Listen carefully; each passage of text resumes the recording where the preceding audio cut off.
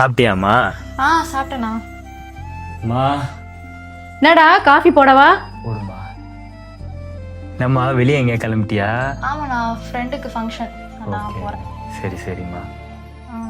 அண்ணா, 500 ரூபாய் குறையுது, உங்ககிட்ட இருந்தா கொஞ்சம் கொடுக்குறியா? 500 ரூபாம்மா?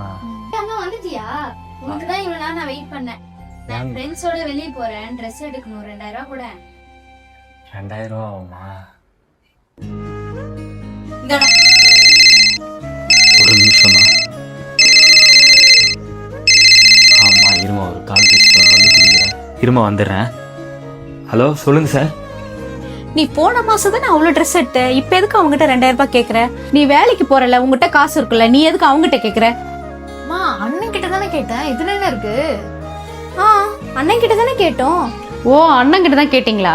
அவன் ரூம்ல போயிட்டு ஒரு நல்ல சட்டை இருந்தா எடுத்துன்னு வாங்க பாக்கலாம். அதுக்கு என்ன, சிறப்பா செஞ்சுட்டா போச்சு. வரேன் இரு. அம்மா, என்ன இருந்தது போல? இதுல இந்த ஒரு சட்டை தாம்மா கொஞ்சம் சுமாரா இருக்கு, மத்ததெல்லாம் இதை விட ரொம்ப வெளுத்து போயிருக்குமா. ஏம்மா அண்ணன் ட்ரெஸ் எதுவும் எடுத்துக்கலையா? கடைசி உங்க அப்பா எடுத்து கொடுத்ததோட சரி, அவன் அதுக்கப்புறம் ட்ரெஸ்ஸே எடுக்கல. குடும்பத்துக்கோசம் அவன் உழைச்சு ஓடா போயிருக்கான். ஒரு சட்டை கூட அவனால எடுத்துக்க முடியல. ஆளாளுக்கு காசு கேக்குறீங்க, அவனுக்காவது கொஞ்சமா செஞ்சுக்க விடுங்க.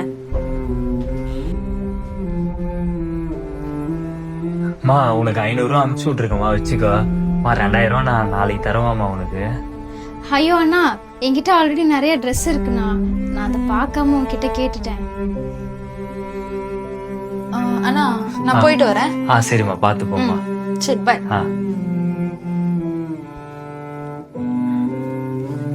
இந்த பொண்ணு எதுக்கு எனக்கு 2000 ரூபா அனுப்பிச்சிருக்கு?